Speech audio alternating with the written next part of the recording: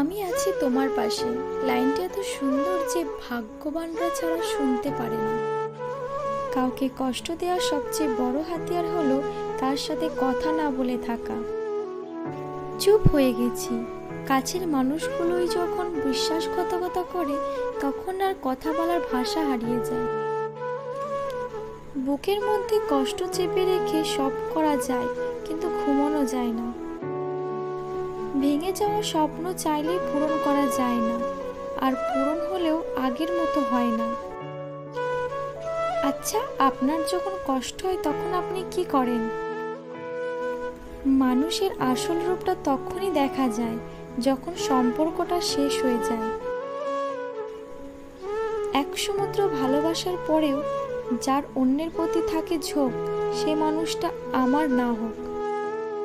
আগলে রাখতে শিখো প্রিয়, জীবনে কিছু মানুষ বারবার আসে না। দিন দিন কেমন যেন চিংড়ি মাছের মতন হয়ে যাচ্ছি। কারো কাছে খুব প্রিয় তো কারো কাছে চরম অ্যালার্জি। কিছু মানুষ বেটার কাউকে খুঁজতে গিয়ে বেস্ট কাউকে হারিয়ে ফেলে। সেদিনও যা ছিলাম আজও সেটাই আছি, কোনোরকম বদলায়নি, জাস্ট সময়ের সাথে সাথে আপডেট হয়েছি। ইচ্ছে করে আবার সেই পুরনো দিনগুলি ফিরে পেতে। কিছু কিছু রিলেশনশিপে বাচ্চার নাম পর্যন্ত ঠিক হয়ে যায়, কিন্তু শেষ পর্যন্ত বাচ্চার বাবা মা হারিয়ে যায়।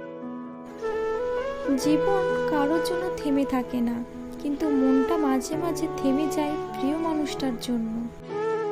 অপেক্ষায় তুমি ফিরে আসবে বলে নয়, সারা জীবন ভালোবাসতে চাই বলে। তোমাকে ভুলে থাকার অভিনয়টা মনে হয় মৃত্যুর আগে পর্যন্ত করতে হবে।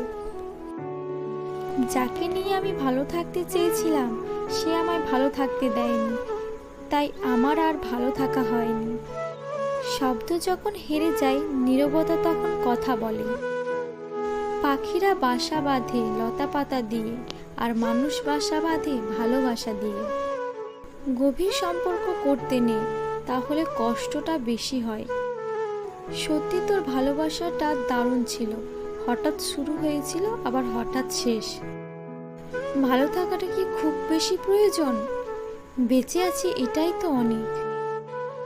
তোমার শূন্যতা নিয়ে কেটে যাবে আমার সারাটা জীবন। সব থেকে বড় নেশা কি জানো?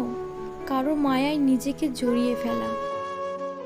যার মানসিকতা যেমন সে অন্যকে ভাবেও তেমন। আমি তোমাকে ভুলে যাইনি, শুধু আমার গল্পে তোমাকে নিয়ে লেখা বন্ধ করে দিয়েছি। ভালো থাকবেন, সুস্থ থাকবেন, আর ভিডিওটি ভালো লাগলে সাবস্ক্রাইব করে আমাদের পাশে থাকবেন। ভিডিওটি দেখার জন্য অসংখ্য ধন্যবাদ।